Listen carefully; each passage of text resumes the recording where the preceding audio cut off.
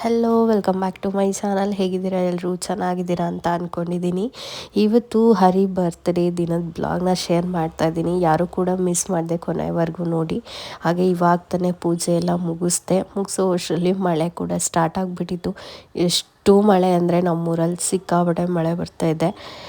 But weather ಚೆನ್ನಾಗಿರುತ್ತೆ. But ಕೆಲ್ಸಕ್ಕೆ ಹೋಗೋವಂಥವ್ರಿಗೆ ಸಿಕ್ಕಾಪಟ್ಟೆ ರಿಸ್ಕು. ಅಷ್ಟು ಮಳೆ 1 ವೀಕಿಂದನೂ ಇದೆ. ನಿಮ್ಮ ಕಡೆ ಎಲ್ಲ ವೆದರ್ ಹೇಗಿದೆ? ಮಳೆ ಎಲ್ಲ ಬರ್ತಾ ಇದೆಯಾ ಚೆನ್ನಾಗಿ ಅಂತ ಕಾಮೆಂಟಲ್ಲಿ ತಿಳಿಸೋದನ್ನು ಮರಿಬೇಡಿ. ಸೊ ಇವಾಗ ಪೂಜೆ ಎಲ್ಲ ಮುಗಿಸ್ಬಿಟ್ಟು ಮಳೆ ಅಂದರೆ ಮಳೆ ಇಷ್ಟು ಮಳೆ ಬರ್ತಿದೆ ಗೊತ್ತಾ. ಆ್ಯಕ್ಚುಲಿ ಹೇಳಬೇಕಂದ್ರೆ ನಮ್ಮ ಈ ದುರ್ಗ ಡಿಸ್ಟಿಕ್ ಏನಿದೆ ನೋಡಿ, ಈ ಏರಿಯಾ ಬಂದ್ಬಿಟ್ಟು ಮಳೆ ಸಿಕ್ಕಾಪಟ್ಟೆ ಕಡಿಮೆ ಅಂತಲೇ ಇರೋದು. ಎಲ್ರಿಗೂ ಗೊತ್ತಿದೆ ಅದು. ಹೆವಿ ಮಳೆ ಕಡಿಮೆ ಈ ಸೈಡು ಅಂತ ಹೇಳಿ. ಸೊ ಈ ಸಲ ಏನಾಗ್ಬಿಟ್ಟಿದೆ ಗೊತ್ತಾ, 1 ತಿಂಗಳಿಂದ ಆಲ್ಮೋಸ್ಟ್ ನಮ್ಮ ಕಡೆನೇ ಮಳೆ ಜಾಸ್ತಿ ಇರೋದು. ಕಂಟಿನ್ಯೂ ಮಳೆ ಮಳೆ ಮಳೆ. ಇವತ್ತಂತೂ ಮಧ್ಯಾಹ್ನ 12:30 ಸ್ಟಾರ್ಟ್ ಆಗಿರೋ ಮಳೆ ಇವಾಗ ಆ್ಯಕ್ಚುಲಿ 5:45 ಇವಾಗ. ಇಷ್ಟೊತ್ತಾದರೂ ಮಳೆ ಒಂಚೂರು ಕಡಿಮೆ ಆಗಿಲ್ಲ. ನಿಮಗೆ ತೋರಿಸಿದ್ನಲ್ಲ ಅಷ್ಟು ಮಳೆ, ಅದಕ್ಕಿಂತ ಜೋರಾಗಿ ಮಳೆ ಬರ್ತಾನೆ ಇದೆ. ಇವತ್ತು ಜೊತೆಲಿ ಸೋಮವಾರ ಆಗಿರೋದ್ರಿಂದ ತರಕಾರಿ ಇವತ್ತು ಸಂತೆ ನಡೆಯುತ್ತಲ್ವ ಇಲ್ಲಿ. ಸೊ ಎಷ್ಟೋ ಅವ್ರಿಗೆ ಪ್ರಾಬ್ಲಮ್ ಆಗ್ತದೆ ಗೊತ್ತಾ. ಮಧ್ಯಾಹ್ನದಿಂದ ಪಾಪ ನನಗೆ ನೋಡಿ ಒಂಥರ ಬೇಜಾರು ಅನ್ನಿಸ್ತು. ಎಷ್ಟೊಂದು ತರಕಾರಿ ಹಣ್ಣುಗಳೆಲ್ಲ ವೇಸ್ಟ್ ಆಗುತ್ತಲ್ಲ ಅವ್ರದ್ದು, ಅಂದರೆ ಕೊಳ್ತಂಗೆ ಆಗ್ಬಿಡುತ್ತೆ ನೀರು ಬಿದ್ದು. ಜೊತೆಲಿ ಅವ್ರಿಗೆ ಇವತ್ತು ವ್ಯಾಪಾರ ಕೂಡ ಕಡಿಮೆನೇ ಆಗಿಬಿಡುತ್ತೆ. ಸಂಜೆ ಆಗ್ತಾ ಏನು ಮಾಡಿಬಿಡ್ತಾರೆ, ಇವಾಗ ಟೈಮ್ ಆಗಿದೆ 6 ಗಂಟೆ ಆಗ್ತದೆ ಅಲ್ಲ. ಸೊ ಅವರಿಗೆ ಒಂದು ಕಡೆ ಲಾಸ್ ಮಾಡ್ಕೊತಾರೋ ಏನೋ ಗೊತ್ತಿಲ್ಲ, ಕಡಿಮೆ ಕೊಟ್ಬಿಟ್ಟೆ ಹೋಗ್ಬಿಡ್ತಾರೆ. ಯಾಕಂದರೆ ಅದು ಮನೆಗೆ ತೊಗೊಂಡೋಗಿಟ್ರೆ ಹಾಳಾಗುತ್ತೆ ಅಂತ ಹೇಳ್ಬಿಟ್ಟು. ಸೊ ಅಟ್ಲೀಸ್ಟ್ ಇವತ್ತಲ್ಲದೆ ನಾಳೆ ಆದರೂ ಮಳೆ ಬಂದಿದ್ರೆ ಅವರಿಗೆ ಚೆನ್ನಾಗಿ ಬಿಸ್ನೆಸ್ ಆದರೂ ಮಾಡ್ಕೊಂಡು ಹೋಗ್ತಾಯಿದ್ರು ಅಂತ ಹೇಳಿ ಅನ್ನಿಸ್ತು ನನಗೆ. ಅಷ್ಟು ಮಳೆ ಬರ್ತಾಯಿದೆ ಮಧ್ಯಾಹ್ನದಿಂದ. ಪಾಪ ಅವ್ರಿಗೆ ಬಿಸ್ನೆಸ್ಸೇ ಮಾಡೋಕ್ಕಾಗ್ತಾಯಿಲ್ಲ, ಅಷ್ಟು ಬರ್ತಾಯಿದೆ. ಇನ್ನು ಚಳಿಗೆ ಏನಾದರೂ ತಿನ್ನಬೇಕಂತ ಅನ್ನಿಸ್ತು. ಸರಿ ಹರಿ ಬರೋ ಅಷ್ಟರಲ್ಲಿ ಒಂದು ಸ್ವಲ್ಪ ಮಂಡಕ್ಕಿ ಆದರೂ ಹುರಿದಿಡೋಣ ಅಂತ ಹೇಳಿ ರೆಡಿ ಮಾಡ್ಕೋತಿದ್ದೆ. ಇನ್ನು ನಾನು ಸ್ವಲ್ಪ ಎಲ್ಲನೂ ಜಾಸ್ತಿ ಕ್ವಾಂಟಿಟಿಲೇ ತೊಗೋತೀನಿ. ಪೂರಿ ಕಡಿಮೆನೇ ಹಾಕೋದು ನಾನು, ಬಟ್ ಇದೆಲ್ಲ ಜಾಸ್ತಿ ಹಾಕ್ತೀನಿ. ಅದೆಲ್ಲ ಇದ್ದರೆ ಚೆನ್ನಾಗಿರುತ್ತೆ ತಿನ್ನೋಕ್ಕಂತ ಹೇಳಿ. ಇನ್ನು ಅಕ್ಕ ಕೂಡ ಸಂಜೆ ಬರ್ತಾರೆ. ಸೊ ಎಲ್ರಿಗೂ ಸೇರಿಬಿಟ್ಟೆ ನಾನು ಏನೇ ಸ್ನ್ಯಾಕ್ಸ್ ಮಾಡೋದು ನಮಗೂ ಮತ್ತು ಅಕ್ಕಗೂ ಆಗುತ್ತೆ ಅಂತ ಹೇಳಿ ಮೊಮ್ಮು ಮಾಡೋಣ ಅಂತ ಅಂದ್ಕೊಂಡಿದ್ದೆ ಗೊತ್ತಾ. ಅಷ್ಟರಲ್ಲಿ ನೀನು ಎದ್ಬಿಟ್ಟಿದ್ಯಾ. ಹಾಂ, ಓಕೆ ಚುಬ್ಬು. ಏನು ಮಾಡಿದ್ದು ಏನದು? ಏನು ಮಾಡೋದು ನಾನು? ಏನು ಮಾಡ್ತೀನಿ ಹೇಳು? ಮೆಣಸಿಕಾಯ ಬೇಕಾ ನಿಂಗೆ? ಎಣ್ಣೆನ ಇದು? ಸರಿ ಮಾಡೋಣ. ಪಪ್ಪು ಮಾಡೋಣ ಇವಾಗ. ಹಾಕ್ತೀನಿ. ಏನೇನೋ ಕಲ್ತ್ಕೊಂಡ್ಬಿಟ್ಟಿದ್ಯಲ್ಲ ಇದು ಹೊಸ್ದಾಗಿ. ಏನದು? ನೋಡ್ದೆ, ಸೂಪರ್. ಸರಿ, ನನ್ನ ಮಗಳು ಮಲ್ಕೊಂಡಿದ್ಲು. ಅವಳು ಎದ್ದೋಳೋ ಅಷ್ಟರಲ್ಲಿ ನಾನು ಮಾಡಿಬಿಡೋಣ ಅಂತ ಹೇಳಿ ಅಂದ್ಕೊಂಡೆ. ಬಟ್ ಅಷ್ಟೊತ್ತಿಗೆ ಆಗಲೇ ಎದ್ದು ಬಂದೇ ಬಿಟ್ಲು ಅವಳು. ಇನ್ನು ಅವಳು ಬಂದರೂ ಏನೂ ನನಗೇನಂತ ಡಿಸ್ಟರ್ಬ್ ಮಾಡಲ್ಲ. ಅವಳ ಪಾಡಿಗೆ ಅವಳು ಕುತ್ಕೋತಾಳೆ. ಬಟ್ ಆದ್ರೂ ಕೈಗೆಲ್ಲ ಸಿಗೋ ಥರ ಇದೆಯಲ್ವ, ಎಲ್ಲ ಕಿತ್ತಾಕ್ಬಿಡ್ತಾಳೆ. ಅದೇ ಬೇಜಾರು.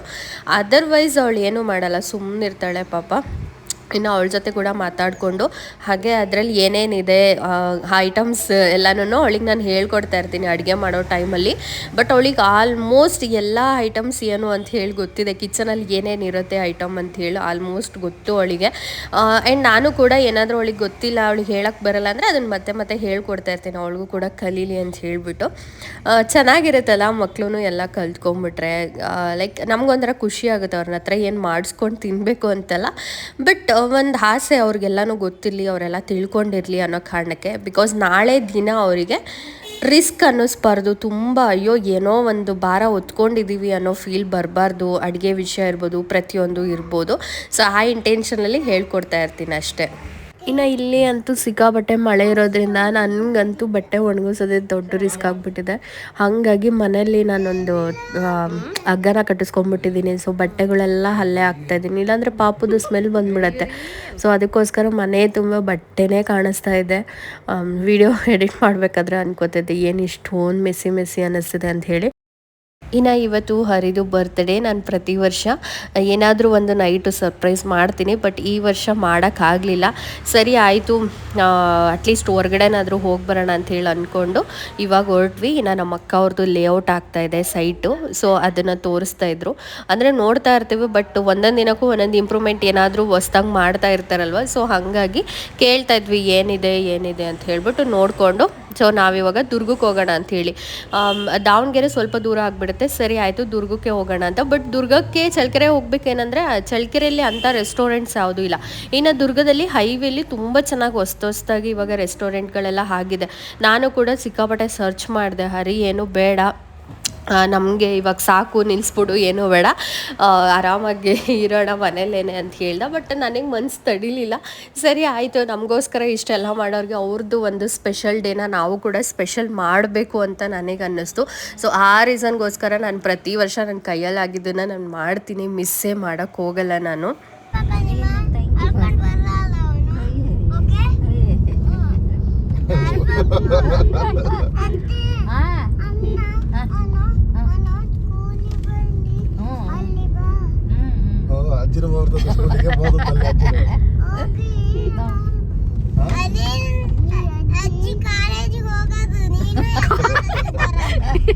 ಅಜ್ಜಿ ಕಾಲೇಜ್ಗೆ ಹೋಗೋದು, ಸ್ಕೂಲಿಗೆಲ್ಲ.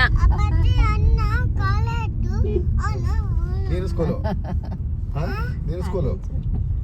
ಅಲ್ಲ, ಕಾಲೇಜು ನಿನ್ನ ಸ್ಕೂಲು.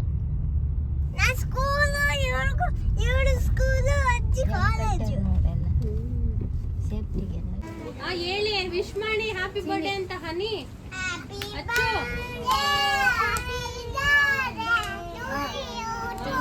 ನಾವು ಹೋಗಿದ್ದಂಥದ್ದು ರೆಸ್ಟೋರೆಂಟ್ ಬಂದು ಟಾಪ್ ಇನ್ ಟೌನ್ ಅಂತ ಹೇಳಿ ದುರ್ಗದಲ್ಲಿ. ನಾನು ತುಂಬಾ ಚೆಕ್ ಮಾಡಿದೆ, ಬಟ್ ಇದರಲ್ಲಿ ಒಳ್ಳೆ ರಿವ್ಯೂಸ್ ಇತ್ತು. ಸರಿ ಆಯಿತು, ನಮಗೂ ಕೂಡ ಹೆಂಗೆ ಅಂದರೆ ಈ ಒಳಗಡೆ ರೆಸ್ಟೋರೆಂಟಲ್ಲಿ ಕೂತ್ಕೊಂಡು ತಿನ್ನೋಕ್ಕೆ ಇಷ್ಟ ಆಗಲ್ಲ. ಈ ಥರ ಮೇಲ್ಗಡೆ ಫ್ರೀಯಾಗಿ ಗಾಳಿ ಬರ್ತಾ ಇರಬೇಕು ಅಂತೇಳಿ ಅಂದ್ಕೊಳ್ಳೋದೇ ಜಾಸ್ತಿ ನಾವುಗಳು, ನಮ್ಮ ಫ್ಯಾಮಿಲಿಲಿ ನಾವಿರೋದೇ ಹಾಗೆ. ಬಟ್ ಇಲ್ಲಿ ಏನಾಯಿತು ಅಂದರೆ ಹೆವಿ ಗಾಳಿ. ನಾನು ಚಿಕ್ಕದು ಬ್ರೌನಿ ತೊಗೊಂಬಂದಿದ್ದೆ ಅಷ್ಟೇನೆ, ಕೇಕ್ ಬೇಡ, ಜಾಸ್ತಿ ಮಕ್ಕಳು ತಿಂದುಬಿಡ್ತಾರೆ ಅಂತ ಹೇಳಿ ಬ್ರೌನೀಸ್ ತೊಗೊಂಬಂದಿದ್ದೆ, ಒಂದು 4 ಸಾಕು ಅಂತ. ಬಟ್ ಅದಕ್ಕೇನೆ ಕಿತ್ತಾಡ್ತಾ ಇದ್ದಾರೆ, ನನಗೆ ಬೇಕು ಅಂತ ಹೇಳಿ. ಸರಿ ಆಯಿತು, ಇನ್ನು ವೆಯ್ಟ್ ಮಾಡಿದ್ರೆ ಆಗಲ್ಲ, ಯಾಕಂದರೆ ಅಲ್ಲಿ ಮ್ಯಾಚ್ ಬಾಕ್ಸ್ನ ಹಚ್ಚಕ್ಕೆ ಹೋಗ್ತಾ ಇದ್ದಾರೆ, ಏನು ಮಾಡಿದ್ರು ಹೊತ್ಕೋತಿಲ್ಲ ಅಷ್ಟು ಗಾಳಿಗೆ. ನಾವು ಇಲ್ಲಿ ಕೇಕ್ ಎಲ್ಲ ಕಟ್ ಮಾಡಿಬಿಟ್ಟು ಸರಿ ಒಂದೆರಡು ಫೋಟೋ ತೊಗೊಂಡ್ಬಿಟ್ಟು ಮತ್ತೆ ನಾವು ಕೆಳಗಡೆ ಹೋದ್ವಿ. ಯಾಕೆಂದರೆ ಮಕ್ಳಿಗೆ ಜಾಸ್ತಿ ಗಾಳಿ ಆಗುತ್ತೆ, ಹುಷಾರು ತಪ್ಪಿಡ್ತಾರೆ ಅಂತ ಹೇಳಿಬಿಟ್ಟು ಅಷ್ಟು ಗಾಳಿ ಇತ್ತು. ಹಾಗಾಗಿ ಕೆಳಗೆ ಹೋದ್ವಿ, ಎಲ್ಲರೂ ಹೋಗಿದ್ವಿ ನಾವು ಫ್ಯಾಮಿಲಿ. ಬಟ್ ಕೆಲವೊಂದು ವೀಡಿಯೋಸ್ಗಳಲ್ಲಿ ಒಬ್ಬೊಬ್ಬರು ಹಿಂದೆ ಇರ್ತಾರೆ, ಕಾಣಿಸಲ್ಲ. ಬಟ್ ಎಲ್ಲರೂ ಅಂದರೆ ನಾನು, ಅಕ್ಕ, ಸೊ ನಮ್ಮ ಭಾವ, ಹರಿ, ಅಮ್ಮ ಅಷ್ಟೇ ಹೋಗಿದ್ದು. ಇನ್ನು ಸೂಪ್ ಅಂತೂ ಎಕ್ಸ್ಟ್ರಾಡಿನರಿ ಆಗಿತ್ತು. ಸೊ ಫುಡ್ ಅಂತ ಬಂದರೆ ಮಾತ್ರ ಚಿಂದಿ ಟೇಸ್ಟ್ ಅಂತ ಹೇಳ್ಬೋದು, ಸಿಕ್ಕಾಬಡೆ ಚೆನ್ನಾಗಿತ್ತು. ಸೊ ನಾವು ಪನ್ನೀರ್ ಕಡೆ ಎಲ್ಲ ತೊಗೊಂಡಿದ್ವಿ ಆ್ಯಂಡ್ ಗೋಬಿ ಮಂಚೂರಿ ತೊಗೊಂಡಿದ್ವಿ. ಸೂಪಿಂದ ಹಿಡ್ಕೊಂಡು ನಾವು ಲಾಸ್ಟು ರೈಸ್ ಐಟಮ್ನ ನಾವು ತಿನ್ನೋವರೆಗೂ ಟೇಸ್ಟ್ ಅಂತೂ ಎಕ್ಸ್ಟ್ರಾಡಿನರಿ ಅಂತ ಹೇಳ್ಬೋದು. ತುಂಬ ಚೆನ್ನಾಗಿತ್ತು, ಯಾರಾದರೂ ಟ್ರೈ ಮಾಡೋರು. ಸೊ ಇಲ್ಲಿ ಬೋತ್ ಸಿಗುತ್ತೆ ನಿಮಗೆ, ವೆಜ್ ಆರ್ ನಾನ್ ವೆಜ್ ಎರಡೂ ಸಿಗುತ್ತೆ. ಬಟ್ ನಾವು ತೊಗೊಂಡಿದ್ದಂಥ ವೆಜ್ ಐಟಮ್ ಅಂತೂ ಎಲ್ಲವೂ ಸಕ್ಕತ್ತಾಗಿತ್ತು, ಯಾವುದು ಕೂಡ ಚೆನ್ನಾಗಿಲ್ಲ ಅನ್ನೋ ಹಾಗೆ ಇಲ್ಲ. ಇನ್ನು ಅಲ್ಲಿ ಫುಲ್ ಮ್ಯೂಸಿಕ್ ಆನ್ ಮಾಡಿಬಿಟ್ಟಿದ್ರು. ಆ್ಯಕ್ಚುಲಿ ಕೇಳಿಬಿಟ್ಟು ನಮ್ಮ ಅಚ್ಚುನೇ ಹಾಕಿಸ್ಕೊಂಡಿದ್ದೆ ಈ ಸಾಂಗ್ ಹಾಕಿ ಅಂಥೇಳಿ. ರೆಸ್ಪಾನ್ಸು ಹಂಗೆ ಚೆನ್ನಾಗಿತ್ತು.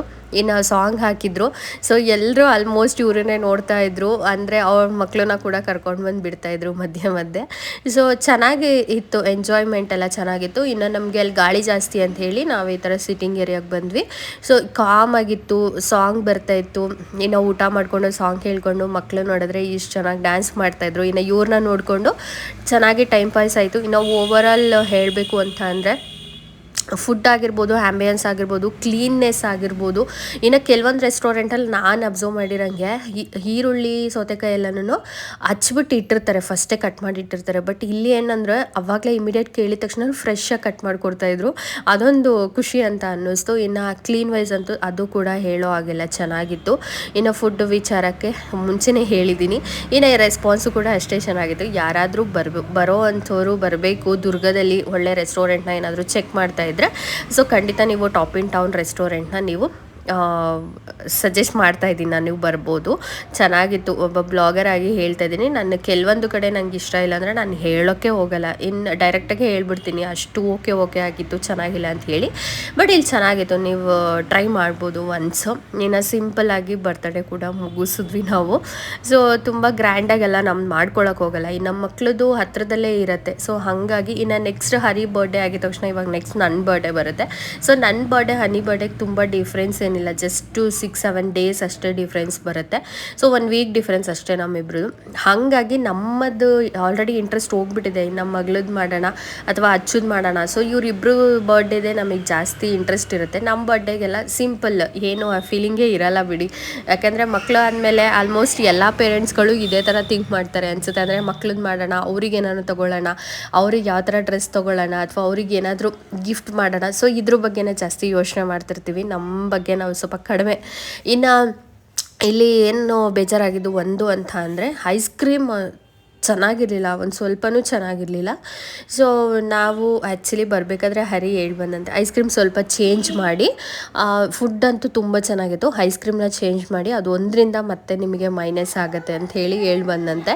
ಹೌದಾ ಸರ್, ಸರಿ ನೆಕ್ಸ್ಟ್ ಟೈಮಿಂದ ನಾವು ಚೇಂಜ್ ಮಾಡೋದಕ್ಕೆ ಟ್ರೈ ಮಾಡ್ತೀವಿ ಅಂತ ಹೇಳಿ ಅವ್ರು ಖುಷಿ ಪಟ್ರಂತೆ. ಫುಡ್ ವಿಚಾರ ಏನಾದರೂ ಇದ್ದರೆ ಹೇಳಿ ಸರ್, ನಾವು ಕೂಡ ಚೇಂಜ್ ಮಾಡ್ಕೋತೀವಿ ಅಂತ ಹೇಳಿದ್ರಂತೆ. ಸೊ ಖುಷಿ ಆಯಿತು. ಅಂದರೆ ನಾವು ಹೇಳಿದಾಗ ರಿಸೀವ್ ಮಾಡೋದು ಇಂಪಾರ್ಟೆಂಟ್ ಆಗುತ್ತಲ್ಲ ನೋಡಿ. ಇವಾಗ ಕೆಲವರು ಹೇಳಿದ ತಕ್ಷಣ ಅದನ್ನು ನೆಗೆಟಿವ್ ಆಗಿ ತೊಗೊಳ್ಳೋದು. ಸೊ ಆ ಥರ ಏನೂ ಮಾಡಲಿಲ್ಲ ಅಂತ ಅವರು ಖುಷಿ ಪಟ್ರಂತೆ. ಹೌದಾ ಸರ್, ನೆಕ್ಸ್ಟ್ ಟೈಮ್ನಿಂದ ನಾವು ಸ್ವಲ್ಪ ಅದನ್ನೇನಾದರೂ ಚೇಂಜ್ ಮಾಡೋದಕ್ಕೆ ಟ್ರೈ ಮಾಡ್ತೀವಿ ಅಂತ ಹೇಳಿದ್ರಂತೆ. ಇನ್ನು ನಾನು ಕೂಡ ಹೊರಗಡೆ ಈ ಮಕ್ಕಳನ್ನ ಹೈವೇ ಪಕ್ಕನೇ ಇರೋದ್ರಿಂದ ನಾನು ಜಾಸ್ತಿ ಏನಂದರೆ ಮಕ್ಳ ಕಡೆ ಕಾನ್ಸಂಟ್ರೇಟ್ ಮಾಡಬೇಕಾಗುತ್ತೆ. ಸುಮ್ಮನೆ ಇಲ್ಲಿ ಬಂದಲ್ಲ ಹೊರಗಡೆ ನಾನು ಟಾಪ್ ಇನ್ ಟೌನ್ ಅನ್ನೋದು ವಿಡಿಯೋ ಮಾಡ್ಕೊಂಡಿರಲಿಲ್ಲ ಅಂಥೇಳಿ ನಾನು ಮಾಡ್ಕೋತಾ ಇದ್ದೆ. ಅಷ್ಟರಲ್ಲಿ ಈ ಮಕ್ಕಳನ್ನ ಹಿಡಿಯೋ ಅಷ್ಟರಲ್ಲಿ ಸಾಕಾಗಿ ಹೋಗಿರುತ್ತೆ. ಇನ್ನು ಅಮ್ಮ ಭಾವ ಎಲ್ಲ ಇದ್ದರು ಅನ್ನೋ ಕಾರಣಕ್ಕೆ ನಾನು ಬಿಟ್ಟೆ ಅಷ್ಟೇ. ಅದನ್ನು ಬಿಟ್ಟು ಮಕ್ಕಳನ್ನಂತೂ ದಯವಿಟ್ಟು ಹಿಂಗೆ ಯಾರೂ ಬಿಡೋಕ್ಕೆ ಹೋಗಬೇಡಿ.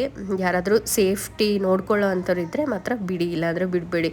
ಯಾಕಂದರೆ ಇವಾಗ ಎಲ್ಲ ಕಡೆ ನೋಡ್ತಾ ಇದ್ದೀವಿ, ಸಾಕಷ್ಟು ವಿಡಿಯೋಗಳು ಬರ್ತಾ ಇದೆ. ಅಲ್ಲೇ ಆ ಮಕ್ಳಿಗೆ ಹೀಗಾಯಿತು, ಇಲ್ಲಿ ಈ ಮಕ್ಳಿಗೆ ಹೀಗಾಯಿತು, ಅಥವಾ ಮೇಲಿಂದ ಬಿದ್ದರು, ಇಲ್ಲಾಂದರೆ ಕಾರು. ಸೊ ನೋಡಿ ಸಿಕ್ಕಾಬಟ್ಟೆ ಅವನಂತೂ ಬೇಜಾರಾಗ್ಬಿಟ್ಟಿದೆ. ಮಕ್ಕಳನ್ನ ಎಷ್ಟು ಹುಷಾರಾಗಿ ನೋಡ್ಕೋಬೇಕು ಅಂತಲೂ ಗೊತ್ತಾಗ್ತಾ ಇಲ್ಲ. ಅಂದರೆ ನಾವು ಎಷ್ಟೇ ಹುಷಾರಾಗಿ ನೋಡ್ಕೊಂಡ್ರೂ ಆಗೋದನ್ನಂತೂ ತಪ್ಸೋಕ್ಕಾಗಲ್ಲ. ಬಟ್ ಹಂಗಂತ ಹೇಳಿ ನೋಡ್ಕೊಳ್ಳದೆ ಇರೋದು ತಪ್ಪಾಗ್ಬಿಡತ್ತೆ. ನಮ್ಮ ಕೈಯಲ್ಲಿ ಎಷ್ಟಾಗುತ್ತೋ ಅಷ್ಟು ನಾವು ಟ್ರೈ ಮಾಡಬೇಕಷ್ಟೇ ನೋಡ್ಕೊಳ್ಳೋದಕ್ಕೆ. ಇನ್ನು ಎಲ್ಲ ಕಡೆ ದಾಲ್ನ ಟೇಸ್ಟ್ ಮಾಡಿಬಿಟ್ಟಿದ್ವಿ. ಬಟ್ ಇಲ್ಲಿ ದಾಲ್ ಅಂತೂ ಸಿಕ್ಕಾಬಟ್ಟೆ ಚೆನ್ನಾಗಿತ್ತು ಗೊತ್ತಾ. ಏನೋ ಒಂಥರ ನಾವು ಮನೇಲಿ ಮಾಡೋ ಥರ ಡಿಫ್ರೆಂಟ್ ಆಗಿತ್ತು, ಚೆನ್ನಾಗಿ ಅನ್ನಿಸ್ತಾ ಇತ್ತು. ಅಂದರೆ ಜಾಸ್ತಿ ದಾಲ್ ತಿಂತಾಯಿದ್ರೆ ಏನಾಗುತ್ತೆ, ಒಂಥರ ಲೈಕ್ ವಾಮಿಟ್ ಬಂದಂಗೆ ಆಗುತ್ತೆ ನನಗಂತೂ. ಬಟ್ ಇಲ್ಲಿ ಒಂಥರ ದಾಲ್ ತುಂಬ ಚೆನ್ನಾಗಿ.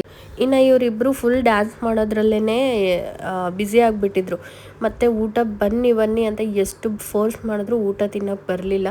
ಸರಿ ಆಯಿತು, ಅಟ್ಲೀಸ್ಟ್ ಫೋನ್ ಆದರೂ ಕೊಟ್ಟರೆ ಬರ್ತಾರೆ ಅಂತ ಹೇಳ್ಬಿಟ್ಟು ಸ್ವಲ್ಪ ಮ್ಯೂಸಿಕ್ ಸೌಂಡನ್ನ ಕಮ್ಮಿ ಮಾಡಿಸ್ಬಿಟ್ಟು ಅವ್ರಿಗೆ ಫೋನ್ ಕೊಟ್ಟು ಕೂರಿಸಿದ್ದೀವಿ. ಇಲ್ಲ ಅಂತಂದರೆ ಏನಾಗ್ಬಿಡುತ್ತೆ, ಒಂದು ತುತ್ತು ಕೂಡ ಊಟ ಮಾಡಲ್ಲ.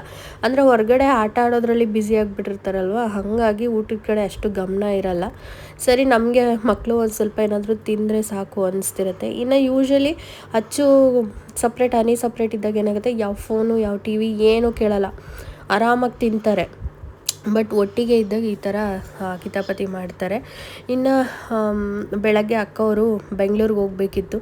ಸೊ ಅವರು ಬೆಳಗ್ಗೆನೇ ಸ್ವಲ್ಪ ಬೇಗನೆ ಹೊರಟ್ಬಿಡ್ತೀವಿ, ಹೋಗಬೇಕು ಅಂತ ಹೇಳ್ತಾಯಿದ್ರು. ಸರಿ ಆಯಿತು ಅಂಥೇಳಿ ನಾವು ಕೂಡ ಸ್ವಲ್ಪ ಬೇಗನೆ ಡಿನ್ನರಿಗೆ ಬಂದ್ವಿ. ಫಸ್ಟ್ ಟೈಮ್ ನಾವು ಈ ಸಲನೇ 10 ಗಂಟೆ ಒಳಗೆ ಮನೆಗೆ ಬಂದಿದ್ದು, ಯಾಕೆಂದರೆ ಅವ್ರಿಗೆ ಬೆಳಗ್ಗೆ ಎದ್ದೋಗಕ್ಕೆ ಟೈಮ್ ಆಗುತ್ತೆ ಅಂಥೇಳಿ. ಇನ್ನು ಮನೆ ಹತ್ರ ಯಾರೂ ಇಲ್ಲ ಅಂದರೆ ಸ್ವಲ್ಪ ಕೆಲಸದವರು ಕೆಲಸ ಅಷ್ಟು ನೀಟಾಗಿ ಮಾಡಲ್ಲ ಅಂತ ಹೇಳಿಬಿಟ್ಟು ನಾವು ಒಂದೊಂದು ರೌಂಡು, ಹರಿ ಒಂದು 2-3 ರೌಂಡ್ ಹೋಗಿದ್ದ. ಸರಿ, ನನ್ನ ಕರ್ಕೊಂಡೋಗು, ಏನು ಕೆಲಸ ನಡೀತಿದೆ ನಾನು ನೋಡ್ಕೊಂಬರ್ತೀನಿ ಅಂದೆ.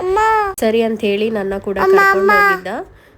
ಸೊ ಎಲ್ಲ ಆಲ್ಮೋಸ್ಟು ಟೈಲ್ಸು ಫಸ್ಟ್ ಫ್ಲೋರು ಅಂದರೆ ಗ್ರೌಂಡ್ ಫ್ಲೋರ್ ಎಲ್ಲ ಟೈಲ್ಸ್ ಕಂಪ್ಲೀಟ್ ಆಗಿದೆ. ಇನ್ನು ಫಸ್ಟ್ ಫ್ಲೋರಲ್ಲಿ ಹಾಕ್ತಾಯಿದ್ರು. ಬಟ್ ಇನ್ನೂ ಕೂಡ ಕಂಪ್ಲೀಟ್ ಆಗೋದು ತುಂಬ ದಿನ ಇದೆ. ನಾನು ಸ್ವಲ್ಪ ಬ್ಯುಸಿ ಆಗಿದ್ದೀನಿ, ಹಾಗಾಗಿ ನಾನು ವೀಡಿಯೋಸ್ಗಳು ಹಾಕೋಕ್ಕಾಗ್ತಿಲ್ಲ. ಬಟ್ ನಾನು ಏನರಲ್ಲಿ ಬ್ಯುಸಿ ಆಗಿದ್ದೀನಿ ಅಂತ ಹೇಳ್ಬಿಟ್ಟು ನಿಮಗೆ ಸ್ವಲ್ಪ ಲೇಟಾಗಿ ಅಪ್ಡೇಟ್ನ ಕೊಡ್ತೀನಿ. ಇನ್ನು ನನ್ನ ವೀಡಿಯೋಸ್ ಅಂತೂ ತುಂಬಾ ಲೇಟಾಗಿ ಬರ್ತಾ ಇರುತ್ತೆ, ಯಾಕಂದರೆ ವೀಡಿಯೋಸ್ ಮಾಡೋದೇ ಕಡಿಮೆ. ನಾನು ಬೇರೆ ಕೆಲಸದಲ್ಲಿ ಬ್ಯುಸಿ ಆಗಿರೋದ್ರಿಂದ ವೀಡಿಯೋ ಅಂತೂ ತುಂಬ ರೇರಾಗಿ ಮಾಡ್ತೀನಿ. ಬಟ್ ಯಾರೂ ಕೂಡ ನನ್ನ ಸಬ್ಸ್ಕ್ರೈಬರ್ ಬೇಜಾರು ಮಾಡ್ಕೋಬೇಡಿ. ಇನ್ನು ನಾವು ಕಂಪ್ಲೀಟು ವೈಟ್ ಅಲ್ಲೇ ಸೆಲೆಕ್ಟ್ ಮಾಡಿರೋದು ಎಲ್ಲ ಟೈಲ್ಸೂ. ಸೊ ಹಾಗಾಗಿ ಎಲ್ಲ ಕಡೆ ವೈಟೇ ಕಾಣಿಸುತ್ತೆ. ಇನ್ನು ವಾಶ್ರೂಮ್ಗೆ ನಾವು ಆ್ಯಕ್ಚುಲಿ ವೈಟ್ ಮತ್ತು ಗ್ರೇ ಸೆಲೆಕ್ಟ್ ಮಾಡಿದ್ರಿಂದ ಸೊ ನಾವು ಫೈನಲಾಗಿ ಏನು ಡಿಸೈಡ್ ಆದ್ವಿ, ಗ್ರೇ ಕಲರ್ ಒಂದು ಫುಲ್ ಹಾಕಿಸ್ಬಿಡೋಣ, ವೈಟ್ ಒಂದು ಫುಲ್ ಹಾಕಿಸ್ಬಿಡೋಣ, ಚೆನ್ನಾಗಿರುತ್ತೆ ಅಂತ ಹೇಳಿ. ಸೊ ಈ ಥರ ಡಿಸೈಡ್ ಮಾಡ್ಕೊಂಡು ಹಿಂಗೆ ಹಾಕ್ಸಿರೋದು. ಇನ್ನು ಕಂಪ್ಲೀಟ್ ಮನೆಯೆಲ್ಲ ಆಗಲಿ, ಆಮೇಲೆ ನಾನು ಹೋಮ್ ಟೂರ್ ಅದು ಎಲ್ಲ ಮಾಡೋಣ. ಸದ್ಯಕ್ಕೆ ಏನಿಲ್ಲ, ಇಷ್ಟೇ.